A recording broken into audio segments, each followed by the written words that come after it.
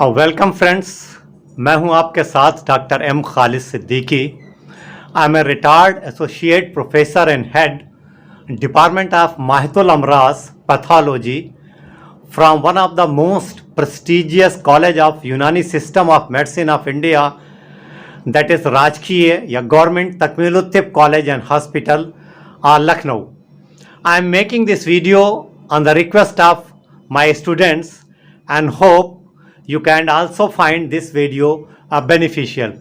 If you like this video, then please like, share and subscribe this channel, and don't forget to press the bell icon to get the notification earliest. Welcome dear students. Today I am going to talk about the hyperplasia. As you are well aware, we are talking about the cellular adaptations. In the first part we have talked about the general consideration of the cell injury and cell adaptations. In the second part we have detailed discussed about the atrophy, then the hypertrophy. This is the part 4. Today we will talk about the hyperplasia. Hyperplasia को हम लोग कहते हैं बेश तकवीन। बेश के माने जाती, तकवीन के माने प्रोडक्शन, या कई लोग बेश तकवीनी भी कहते हैं। ये नून पे ये हो जाएगा बेश तकवीनी। तो हम लोग इस पर बात करेंगे कि हाइपरप्लेजिया की डेफिनेशन क्या है, उसकी तारीफ़ क्या है, उसके असबाब क्या हैं, उसकी एटियोलॉजी, उसके अक़साम, और फिर उसका मैकेनिज़्म, उसका मैकेनिया और माहितुल मर्ज़ी तब्दीलियाँ, सारी चीज़ें हम लोग आज बात करेंगे। सबसे पहले हम लोग डेफिनेशन या तारीफ़ की बात करें कि बेश तकवीनी या हाइपरप्लेजिया क्या है। Hyperplasia is the increase in the number of parenchymal cell, parenchymal cells, increase in the number of parenchymal cells resulting into the increased size of organ or tissue. ठीक है, क्लियर, डेफिनेशन इज क्लियर कि in the hyperplasia there is the enlargement of an organ और tissue. Why? Due to the increase in the number of the parenchymal cells. इसके पहले there is no increase in the size of the cell. इससे पहले हम लोगों ने hypertrophy पढ़ा था। हाइपरट्रॉफी में भी ऑर्गन या टिश्यू का साइज इंक्रीज हो रहा है, but that was due to the increase in the size of the cell. The number of the cell were remain same into the hypertrophy. Here is the increase in the number of the parenchymal cell. For example, this is an organ, here is the cells, here are the some cells. When it is going to the hyperplastic, the organ is going to the hyperplastic, that means the size of the organ is increased. Kyun? The size of the cell is the same, but the number of the cell is increased so much. Number of the cell is increased. Size नहीं बढ़ रही है, सिर्फ number बढ़ रहा है। तो जब number of the parenchymal cell increase होने की वजह से साइज ऑफ ए ऑर्गन या टिश्यू बढ़ जा रहा है, इंक्रीज हो जा रहा है, that condition is known as the बेश तकवीन या हाइपरप्लेजिया। इसके बरक्स, इसके अपोजिट, अगर साइज ऑफ द सेल बढ़ने की वजह से ऑर्गन या टिश्यू का साइज बढ़ रहा था, that was known as the hypertrophy. This is the hyperplasia. The definition is I think very much clear. क्या होता है, quite often this hyperplasia and hypertrophy occurs concomitantly,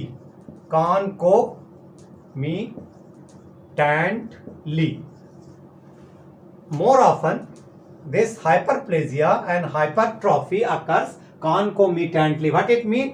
They occurs simultaneously, hand by together. ज़्यादातर cases में hypertrophy जहाँ हो रही है, hyperplasia जहाँ हो रहा है, वहाँ हाइपरट्रॉफी भी होती है। हम लोगों ने बात की थी कि according to the proliferative potential 3 तरह की सेल्स हैं।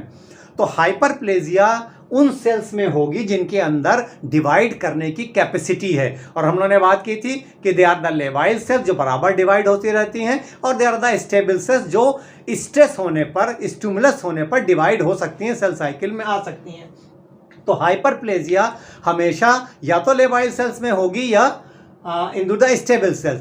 परमानेंट सेल्स जो हैं दे doesn't have the mitotic activity, उनके अंदर डिवीजन की प्रॉपर्टी नहीं है। एक बार जब सेल साइकिल से बाहर हो गई तो परमानेंट सेल्स के अंदर हाइपरप्लेजिया नहीं होती है, वहां पर हाइपरट्रॉफी होती है। तो दिस इज क्लियर कि what is the definition of this hyperplasia. Hyperplasia की डेफिनेशन ये है कि organ of the size tissue का इंक्रीज हो गया है। क्यों इंक्रीज हो गया है? Due to the increase number of the cell. और ये अपोजिट है हाइपरट्रॉफी के, जिसमें साइज इंक्रीज हो रहा है, लेकिन हाइपरट्रॉफी में number of the cells are remain same and the size of the cell was increased. Is it clear? तो there is the term neoplasia. Neoplasia, neo means the new, plasia के माने हम लोग पढ़ चुके हैं, formation of the new cells या new growth. तो what is the neoplasia? Hyperplasia में भी नए सेल्स बन रहे हैं, नियोप्लेजिया में भी नए सेल्स बन रहे हैं, but the neoplasia differs from the hyperplasia, having hyperplastic growth with loss of the growth regulatory mechanism due to change in the genetic composition of the cell। क्या हो रहा है कि हाइपरप्लेजिया में क्या हो रहा है कि सेल अडॉप्ट कर रही है। Hyperplasia is due to the any stress, any stimuli, और सेल जो है वो ज़्यादा माइटोटिक एक्टिविटी करने लग रही है, ज़्यादा सेल बनाने लग रही है, और जैसे ही सेल जो है वो स्टिमुलस ख़त्म होगा, सेल अपने अडॉप्टेशन को ख़त्म करके नॉर्मल आ जाएगी। This is the controlled mechanism, जिसमें जो सेल बन रहे हैं वो नॉर्मल सेल्स हैं, नॉर्मल अरेंजमेंट में बन रहे हैं। नियोप्लेजिया जो हो रही है that is the uncontrolled growth. क्यों हो रही है? क्योंकि ग्रोथ रेगुलेटरी मैकेनिज्म ख़त्म हो गया है। और क्यों ख़त्म हो गया? तो genetic composition of the cell is change. तो you are clear about the neoplasia and the hyperplasia. In the neoplasia में अनकंट्रोल्ड सेलुलर ग्रोथ हो रही है। क्यों हो रही है? कि ग्रोथ रेगुलेटरी मैकेनिज्म खत्म है due to the genetic composition of the cell. Hyperplasia में नए सेल बन रहे हैं for the limited period of the time, और जैसे ही स्टिमुलस खत्म होगा सेल नॉर्मल आ जाएगी, और इसमें सेल जो हैं वो नॉर्मल सेल्स हैं, नॉर्मल अरेंजमेंट में हैं। तो this is the difference between the neoplasia and this hyperplasia. Is it clear? Now the causes of this hyperplasia, बेशतक्वीन के असबाब। दो तरह के कागज, फिजियोलॉजिकल और पैथोलॉजिकल। फिजियोलॉजिकल को हम लोगों ने तबई कहा और पैथोलॉजिकल को मर्जी कहा, या इसे गैर तबई भी कहते हैं। अगर हम लोग फिजियोलॉजिकल की बात करें तो they are the two most common type. तबई के दो मोस्ट कॉमन टाइप हैं, दो अकसाम हैं। पहला first is the hormonal hyperplasia. Hormonal, जिसे हम लोग कहते हैं बेशतक्वीन इफराजी। Ifraz is known, the hormone को हम लोग इफराज के नाम से जानते हैं। और दूसरा है कंपनसेटरी हाइपरप्लेजिया, यानी बेशतक्वीन तलाफी। किसी चीज को कंपनसेट करने के लिए, जैसे हम लोगों ने हाइपरट्रॉफी में पढ़ा था, there was the compensatory hypertrophy, तो यहाँ पर कंपनसेटरी हाइपरप्लेजिया हो रही है। अब हम लोग इसकी डिटेल पढ़ेंगे, हार्मोनल हाइपरप्लेजिया की और कंपनसेटरी, दोनों फिजियोलॉजिकल हैं, तबई हैं। तो हम लोग बात कर रहे हैं फिजियोलॉजिकल हाइपरप्लेजिया, बेशतक्वीन तबई की। दो तरह की बात हुई थी कि one is the hormonal hyperplasia and other is the compensatory hyperplasia. Hormonal hyperplasia के क्या मतलब है कि हाइपरप्लेजिया हो रहा है occurring under the influence of the hormonal stimulus. Hormone आ रहा है और वो उसकी वजह से हाइपरप्लेजिया हो रही, size of the organ increase हो रहा है। This is physiological. पहला एग्जाम्पल है hyperplasia of the female breast. जैसे हम लोगों ने बात की थी हाइपरट्रॉफी में कि certain period of the life वहाँ पर हार्मोनल इन्फ्लुएंस आ रहा है और there is the hypertrophy of the female breast. तो दिस हम जैसे बात की थी शुरू में कि आमतौर पर कई बार ऐसा होता है कि हाइपरट्रॉफी और हाइपरप्लेजिया जो है ये साथ साथ होती हैं। तो फीमेल ब्रेस्ट में हाइपरप्लेजिया हो रही है certain condition of the life, pregnancy के पीरियड में, लैक्टेशन के पीरियड में, प्यूबर्टी में, और वहाँ पर इन्फ्लुएंस क्या है? Influence is the hormone. Second example is the hyperplasia of the uterus in the pregnancy. तो यूटेरस के साइज प्रेगनेंसी में, जैसे हम लोगों ने बात की थी कि if this is the normal size of the uterus, तो जो यूटेरस प्रेगनेंसी में है ये बहुत ज़्यादा साइज इसकी बढ़ जा रही है। क्यों बढ़ जा रही है? जो ये मायोमेट्रियम है, यूटेरस का मायोमेट्रियम है, इसमें जो सेल्स हैं वो बहुत ज़्यादा स्मूथ मसल सेल्स हैं, स्मूथ मसल सेल्स हैं, तो इन सेल्स की साइज भी बढ़ जा रही है और नंबर भी बढ़ जा रहे हैं, साइज एंड नंबर दोनों बढ़ जा रहे हैं। तो size of the uterus increase so many folds into this condition of जब when there is the pregnancy. तो हाइपरट्रॉफी भी हो रही है, हाइपरप्लेजिया भी हो रही है। इसी तरह से ब्रेस्ट में भी साइज ऑफ द ब्रेस्ट जो है वो बहुत ज़्यादा इंक्रीज हो जा रहा, बढ़ जा रहा है, बिकॉज द हार्मोनल इन्फ्लुएंस। तो दोनों जगह हार्मोनल इन्फ्लुएंस हो रहा है। तीसरा एग्जाम्पल है proliferative activity of the normal endometrium after normal period. क्या हो रहा है कि हम लोगों को पता है कि दिस इज द यूटरस, और यूटरस में अंदर क्या है, दिस वाज द मायोमेट्रियम और इज द इंडोमेट्रियम। यहां पर इंडोमेट्रियम है, इंडोमेट्रियम है। तो ये इंडोमेट्रियल सेल्स जो हैं, ये क्या हो रहा है कि 28 डे साइकिल करीब हो रहा है। तो 28 डे के बाद ये सारी की सारी सेल्स जो हैं ये शेड आउट हो जा रही हैं और मेंस्ट्रुअल ब्लीडिंग हो रही है। फिर क्या हो रहा है कि एक दो सेल्स जो बच रही हैं वो फिर नॉर्मली प्रोलिफरेट कर रही हैं और फिर एंडोमेट्रियल लाइनिंग बन रही है और अगली साइकिल के लिए तैयार हो रही हैं। तो this is also in the influence of the hormone that is the oestrogen. तो यहाँ पर भी ईस्ट्रोजन है और दूसरे हार्मोन्स भी हैं, हम लोग बात करेंगे आगे। तो यहाँ पर जो नॉर्मल एंडोमेट्रियम है वो भी शेड आउट हो रही है एकदम नॉर्मल पीरियड के बाद, ब्लीडिंग हो रही है, मेंस्ट्रुएशन हो रहा है और उसके बाद फिर इसकी हाइपरप्लेजिया हो रही है। तो 3 टाइप की हाइपरप्लेजिया हैं जो फिजियोलॉजिकल हैं और जो under influence of the hormone है। Now the compensatory. तो हम लोगों ने पहले टाइप की जो फिजियोलॉजिकल हाइपरप्लेजिया थी यानी बेशतकवीन तबई थी उसकी बात किया, that was due to the hormonal influence, that was the hormonal this hyperplasia.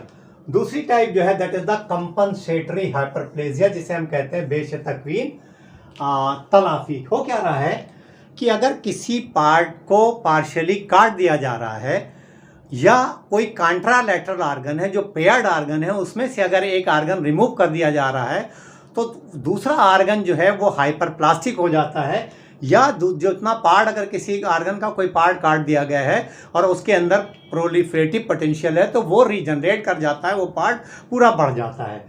तो वो that is known as the compensatory hyperplasia. The most common example is the regeneration of the liver following partial hepatectomy. अगर ये हमारा कबिद है, this is our liver, this is our liver, ये liver है हमारा, कबिद है, ये हमारा कबिद है, लीवर है। अगर कोई आदमी लीवर को डोनेट करता है, एक लोब ऑफ द लीवर उसका निकाल दिया जा रहा है, लोबेक्टोमी हो जा रही है, लोबेक्टोमी यानी एक पार्ट ऑफ द एक लोब को निकाल दिया गया। तो लीवर के अंदर ये पोटेंशियल है कि कुछ वक्त के बाद लीवर पूरा का पूरा रीजनरेट हो जाएगा, and that is known as the compensatory hyperplasia. उसके अंदर हाइपरप्लेजिया हो जाएगी अगर पार्शियल हिपैटेक्टोमी हुई है, एक पार्ट उसका, एक लोब अगर उसका निकाल दिया गया है। इसी तरह से अगर हम लोगों ने बात की थी कि अगर there is the here are the two kidneys, अगर किसी वजह से एक किडनी रिमूव कर दी जा रही है तो दूसरी तरह की किडनी क्या कर रही है कि अपने साइज को बढ़ा ले रही है। देयर इज द नेफ्रॉन्स, उसके जो है वो अपने साइज, किडनी की साइज बढ़ रही है। क्यों बढ़ रही है? देयर इज द हाइपरट्रॉफी और देयर इज द हाइपरप्लेजिया। तो ये क्यों हो रहा है? To compensate the loss. एक किडनी जो चली गई है उसके काम को अपने ऊपर लेने के लिए, कंपनसेट करने के लिए ये साइज इसकी बढ़ जा रही है। इसी तरह से मैरो हाइपरप्लेजिया हो रही, बोन मैरो में अगर रैपिड फ्लूइड लॉस हो गया, कहीं पर हिमोलिसिस हो रही है, एक्सीडेंट हो गया या आपने ब्लड डोनेट किया, तो मैरो, बोन मैरो जो है वो हाइपरप्लास्टिक हो जाता है। नॉर्मली क्या हो रहा है कि जो बोन मैरो जो काम कर रहा है, ये तो हमारी जो फ्लैट बोन्स है उसमें है, या जो लॉन्ग बोन्स है उसके टिप पर यहाँ पर मैरो हाइपरप्लास्टिक है, रेड मैरो है, बाकी मैरो व्हाइट है। तो जब हाइपरप्लेजिया हो जा रहा है तो पूरा का पूरा बोन मैरो जो है वो रेड हो जा रहा है और नया सेल्स प्रोड्यूस करने लग रहा है। तो that is the marrow hyperplasia. तो जो लॉस हो गया है उस लॉस को कंपनसेट करने के लिए बोन मैरो जो है वो हाइपरप्लास्टिक हो जा रहा है और ज्यादा सब सेल्स बनाने लग रहा है, ज्यादा ब्लड सेल्स को प्रोडक्शन के लिए मैरो जो है वो ज्यादा काम करने लग रहा है। तो this is the examples of the compensatory hyperplasia. तो this was the two type of the physiological hyperplasia, one was the hormonal and other is the this compensatory. अब हम लोग बात करेंगे पैथोलॉजिकल हाइपरप्लेजिया की। तो हम लोग बात कर चुके फिजियोलॉजिकल हाइपरप्लेजिया की। नाउ पैथोलॉजिकल हाइपरप्लेजिया, बेश तकवीन मर्जी। तो मोस्ट ऑफ द जो पैथोलॉजिकल हाइपरप्लेजिया है that is due to the excessive hormone stimulation, या that is due to the action of the growth factor acting on the target. तो दो वजह से हो रही है, एक तो या तो एबनॉर्मल हार्मोन स्टिमुलेशन हो रहा है, या ग्रोथ फैक्टर जो है वो इंक्रीज। ग्रोथ फैक्टर आप लोगों को मालूम है, ग्रोथ फैक्टर नॉर्मली है जो तमाम सेल्स के जो है वो ग्रोथ में और उनके डेवलपमेंट में काम करते हैं। तो ये ग्रोथ फैक्टर जो है वो टारगेट सेल पर काम कर रहा है, उसकी वजह से हो रहा है। अगर हम लोग हार्मोनल इन्फ्लुएंस की बात करें तो जो इंडोमेट्रियल हाइपरप्लेजिया है, इंडोमेट्रियल हाइपरप्लेजिया ये हार्मोनल पैथोलॉजिकल हार्मोनल हाइपरप्लेजिया की बहुत अच्छी एग्जाम्पल है। इंडोमेट्रियल हाइपरप्लेजिया हो क्या रहा है कि जैसे हम लोगों ने बात की थी कि this is the normal uterus, this is the uterus and in the uterus there is the endometrium. Endometrium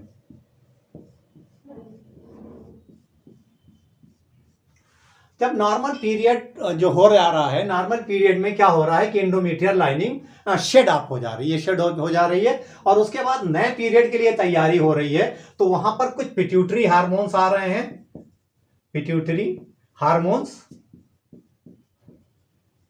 that is the FSH and LH, follicle stimulating hormone and the luteinizing hormone, और oestrogen आ रहा है, यहां से oestrogen आ रहा है, और ये pituitary से आ रहे हैं। तो ये मिलकर के नए, जब ये सेल शेड आउट हो गए, ये सेल शेड आउट हो गए एक पीरियड में, तो यहां पर नया प्रोलिफरेशन सेल शुरू हो रहा है, नया प्रोलिफरेशन फिर शुरू हो रहा है, नए सेल प्रोलिफरेट कर रहे हैं, और इन सेल का प्रोलिफरेशन जो है वो कंट्रोल रहता है प्रोजेस्टेरॉन, एक हार्मोन आता है प्रोजेस्टेरॉन। तो जो अगला पीरियड है, यानी जो 28 दिन के बाद दूसरी साइकिल होने वाली है, तो उस पीरियड से पहले 10 से 14 दिन के बीच में, in between 10 to 40 days, balance between this estrogen and progesterone maintain रहता है, और ये सेल्स जो है यहां बन जाती हैं, और यहां पर उसके बाद अगला जब साइकिल होता है तो ये शेड आउट हो जाती हैं। किसी वजह से अगर ईस्ट्रोजन का लेवल बढ़ जाता है, level of the estrogen is increased, किसी वजह से, आप एक लेडी जो है वो बाहर से एस्ट्रोजन ले रही हो, फॉर एग्जांपल वो कॉन्ट्रासेप्टिव पिल्स ले रही हो, या किसी वजह से एस्ट्रोजन का लेवल जब बढ़ जा रहा है, तो बैलेंस बिटवीन दिस एस्ट्रोजन और प्रोजेस्टेरॉन जो है ये बिगड़ जाता है, और एस्ट्रोजन जो है वो ज्यादा हो जाता है। जब एस्ट्रोजन ज्यादा हो जाता है तो क्या हो रहा है कि ये प्रोलिफरेशन जो है ये रुकता नहीं, ये बढ़ता रहता है, बहुत से ज्यादा सेल्स बन जाती हैं, और फिर इस तरह की लेडीज जो है वो हैवी मेंस्ट्रुअल ब्लीडिंग या एबनॉर्मल मेंस्ट्रुअल ब्लीडिंग के साथ अपने आप को प्रेजेंट करती हैं। तो this is the pathological hormonal जो है वो स्टिमुलेशन की वजह से हाइपरप्लेजिया है, और इंडोमेट्रियम उसकी बेस्ट एग्जांपल है, जिसमें ज्यादा इंडोमेट्रियम बनती है, हाइपरप्लेजिया होती है। क्यों? Because the balance between the estrogen and progesterone is disturb, और उसकी वजह से the females come with the heavy menstrual bleeding. Is it clear? दूसरा जो है, अगर हम लोग बात करें कि that is the prostatic hyperplasia. Prostate की जो हाइपरप्लेजिया होती है in the old age, that is known as the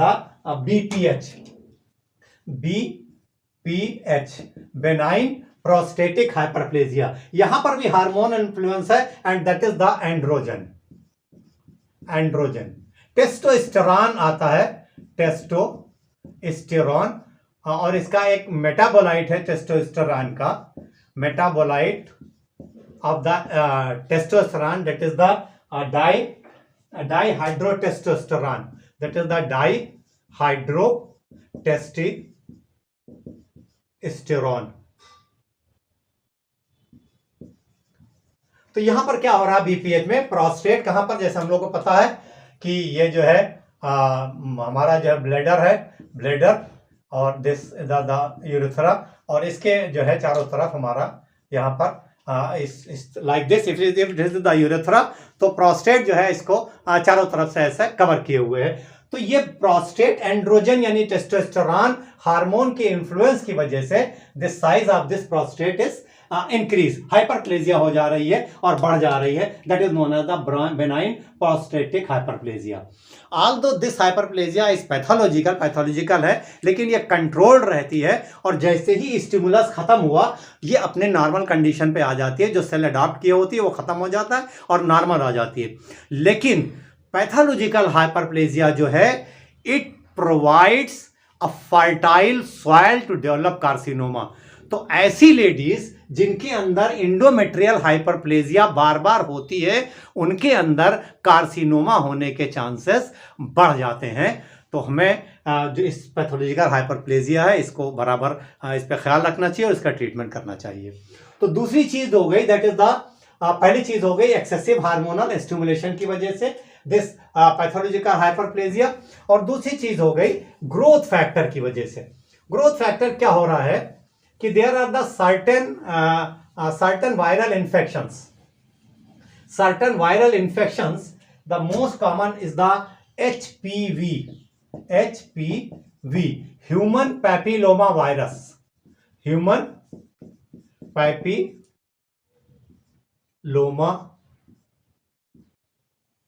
virus. Human papilloma virus की वजह से क्या होता है कि ये हमारी स्किन है, मान लीजिए इट इज आवर स्किन, और इस स्किन में ह्यूमन पैपिलोमा वायरस जो है वो पेनिट्रेट कर गया, इसकी स्किन चला गया।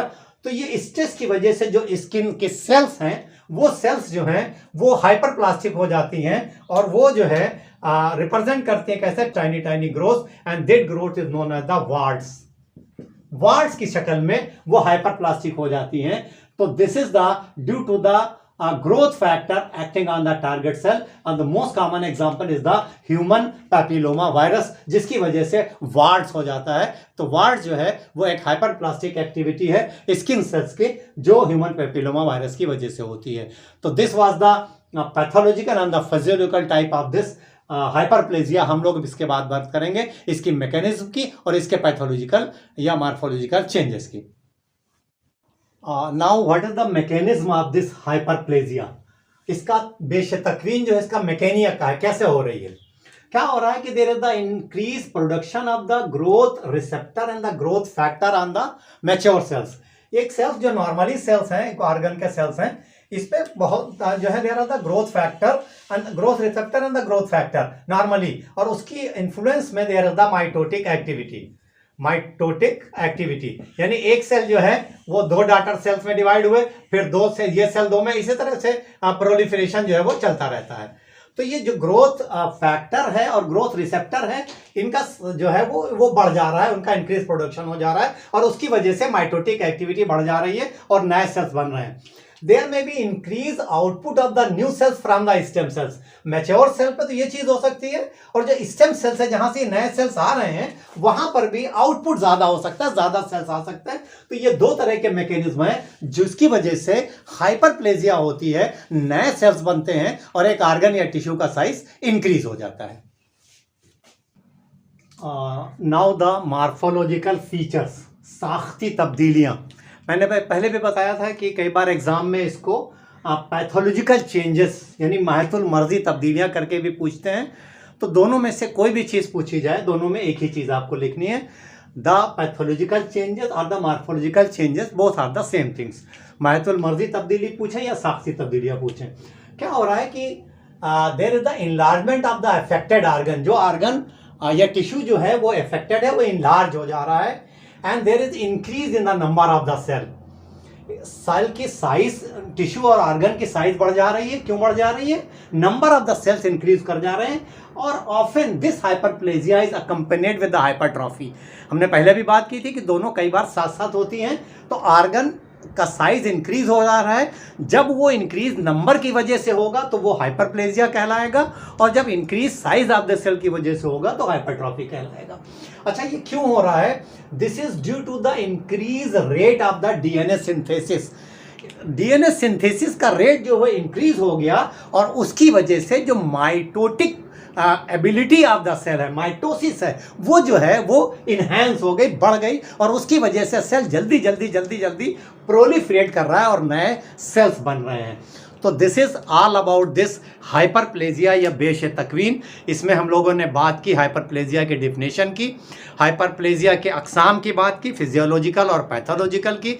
फिजियोलॉजिकल दो तरह की, तो उसमें हम लोगों ने बात की हार्मोनल की और कंपनसेटरी की। फिर हम लोगों ने पैथोलॉजिकल बात की, वो भी दो तरह की थी, हार्मोनल और ग्रोथ फैक्टर की वजह से। फिर हम लोग ने उसके मैकेनिज्म की बात की और हम लोगों ने उसके माहितुल मर्दी तब्दीलियों की बात की।